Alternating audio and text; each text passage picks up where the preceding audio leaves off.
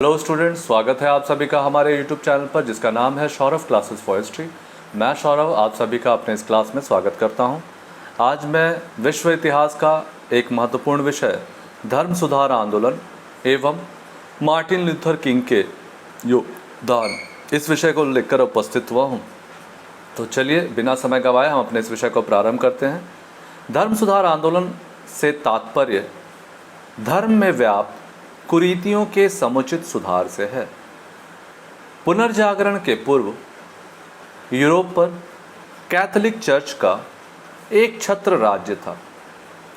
Europe को ईसा मसीह का राज्य कहा जाता था। चर्च एक तथा अविभाज्य था।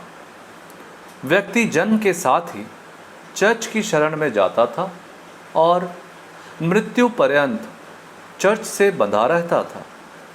चर्च का संगठन मजबूत होने के कारण इसका विरोध करना बड़ा मुश्किल था। इसलिए यूरोप में जनता द्वारा चर्च में व्याप्त भ्रष्टाचार तथा पोप के भ्रष्ट आचरण के निराकरण के लिए एक आंदोलन शुरू हुआ जो धर्म सुधार आंदोलन के नाम से प्रसिद्ध हुआ।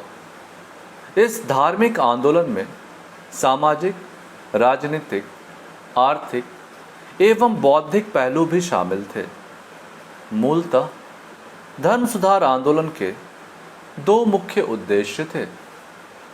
ईसाई लोगों के नैतिक एवं आध्यात्मिक जीवन को पुनः समुन्नत बनाना तथा रोम के पोप के व्यापक धर्म संबंधी अधिकारों को खत्म करना।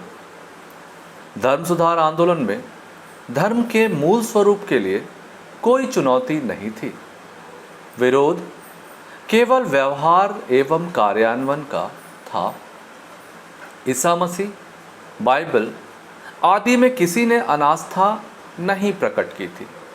इसलिए सुधारवादी संप्रदाय केवल धार्मिक कारणों से अलग नहीं हुए थे। इसके अन्य कारण भी थे जो विचारणीय हैं।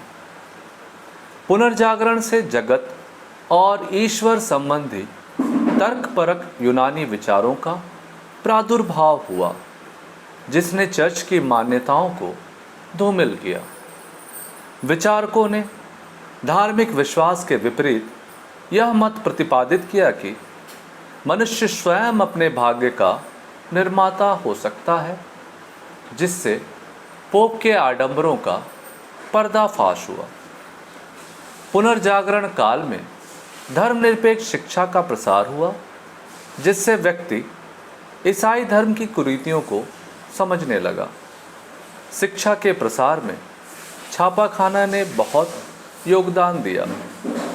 पुस्तकों के प्रसार से ज्ञान और नवीन विचारों का प्रसार संभव हुआ।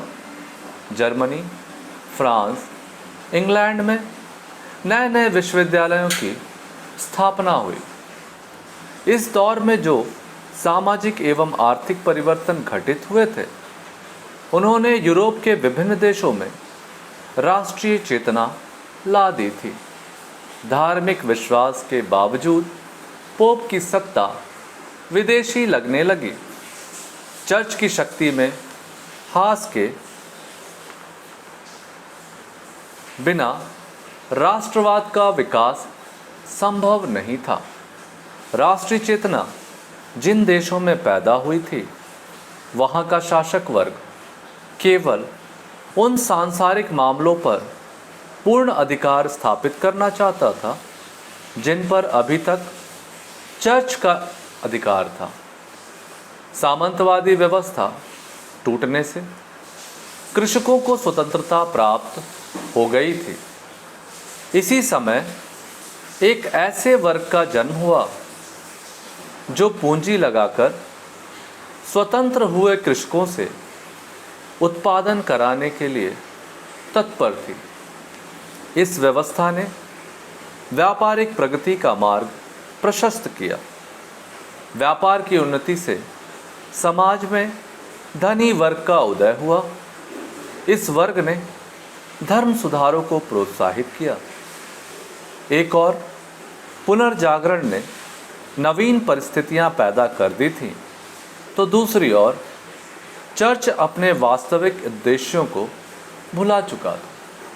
शासन एवं समाज के प्रत्येक क्षेत्र पर अंकुश लगाकर चर्च ने काफ़ी शक्ति अर्जित कर ली थी। चर्च राजतंत्र की तरह काम करता था और समझा जाता था। सारे भ्रष्टाचार चर्च में व्याप्त थे। चर्च का कोई भी पद बिक सकता था। सारा तंत्र विलासिता का शिकार था। हर व्यक्ति को अपनी आय का 10वां भाग चर्च को देना पड़ता था। जनता, शासक, व्यापारी सभी चर्च के विरोधी थे। राजाओं द्वारा पोप के प्रभाव से स्वतंत्र होने की आकांक्षा भी धर्म सुधार आंदोलन का कारण बनी। पोप को व्यापक राजनीतिक अधिकार थे, परंतु 16वीं सदी में स्थिति बदल गई। राजाओं की स्थिति पूर्व की तरह मजबूत हो गई। इस स्थिति में एक घटना घटित हुई। पोप के अधिकृत अधिकारी टेटजेल द्वारा जर्मनी में पाप मोचन पत्र का विक्रय किया गया। क्षमा पत्रों की बिक्री शोषण का निकृष्टतम रूप था। ईसाई धर्म में प्रायश्चित का बड़ा महत्व था। प्रायश्चित का आधार संभवतः यह विश्वास था कि यदि कोई ईसाई पादरी के सामने अपने पाप को स्वीकार कर लेता था तो उसका पाप क्षमा योग्य समझा जाता था। क्षमा का अधिकार पोप को था, लेकिन पोप भी पूरी तरह से क्षमा नहीं कर सकता था। केवल वादा कर सकता था कि यदि व्यक्ति अपने जीवन को सत्कर्म में लगाए तो उसके पाप अंशतः क्षमा किया जा सकता है। इसके लिए क्षमा पत्र खरीदने का प्रावधान था। इस तरह क्षमा पत्रों की बिक्री एक अनुचित व्यवसाय थी। जब 1517 में टेटजेल नामक पोप का एजेंट जर्मनी में पाप मोचन पत्र को खुलेआम बेचने लगा तो मार्टिन लूथर ने अपने 95 प्रसंगों द्वारा इसका विरोध किया। लूथर ने इस बात पर जोर दिया कि धन के द्वारा मोक्ष की प्राप्ति संभव नहीं है। मार्टिन लूथर प्रारंभ में पोप का विरोधी नहीं था, परंतु 1517 में टेटजेल के गिरजाघर के निर्माण हेतु क्षमा पत्रों की बिक्री कर धन इकट्ठा करने के पोप की आज्ञा ने लूथर को चर्च विरोधी बना दिया। लूथर ने इस प्रथा के विरोध में विटनबर्ग के कौंसल गिरजाघर के प्रवेश द्वार पर 31 अक्टूबर 1517 ईस्वी में अपना विरोध पत्र लैटिन में लिखा। उसने 3 लघु पुस्तिकाएं प्रकाशित किए। इन पुस्तिकाओं में इन सिद्धांतों का प्रतिपादन किया जिन्हें आगे चलकर प्रोटेस्टेंटवाद के नाम से भी अभिहित किया गया। लूथर के कार्यों से पोप बेहद क्षुब्ध था। उसने लूथर को धर्मच्युत कर दिया, अर्थात धर्म से निकाल दिया। लूथर ने पोप की आज्ञा का उल्लंघन कर विद्रोह कर दिया। 1523 ईस्वी में जर्मन राज्यों की आयोजित सभा में सम्राट ने लूथर को अपने विचार वापस लेने को कहे। लूथर ने कहा कि वह ऐसा कर सकता है यदि उसकी बातें प्रमाण द्वारा काट दी जाएं।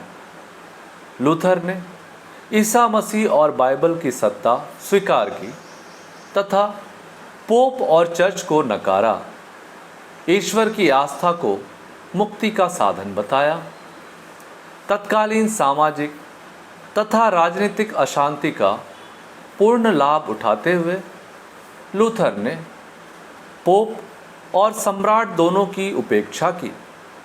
लूथर का धर्म सुधार सदाचारी ईसाइयों को अपने धर्म सुधार आंदोलन की ओर आकृष्ट किया। लूथरवादी शिक्षा ने जर्मनी के देशभक्तों को काफ़ी प्रभावित किया।